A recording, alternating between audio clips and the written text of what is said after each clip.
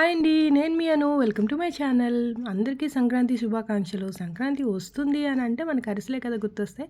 So, నేనైతే అరిసెలు చేస్తున్నానండి. అది ఎలా చేస్తున్నానో మీరు కూడా చూసేయండి.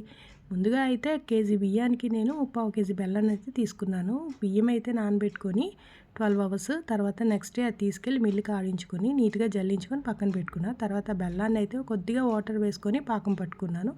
ఇలా పాకం వచ్చిన తర్వాత అందులో కొద్దిగా ఇలాచీ పౌడర్ వేసి అందులోని ఆ పాకం అయిన తర్వాత అందులో పిండిని వేసుకోవాలి. వేసుకొని ఇలా ముద్దగా వచ్చేలాగా చలివిడిలాగా చుట్టుకోవాలి. చుట్టుకున్న తర్వాత దాన్ని ఒక ప్లేట్‌లో తీసుకొని ఇలాగ పెద్దగా వచ్చేలాగా అద్దుకోవాలి చేత్తోని. నీట్‌గా అద్దుకున్న తర్వాత బాగా కాకలో ఉన్న ఆయిల్‌లో వేసి మీడియం ఫ్లేమ్‌లోని కుక్ చేసుకోవాలి. అరిసె బాగా పొంగి వచ్చిన తర్వాత అద్దుకొని తీసేయాలి.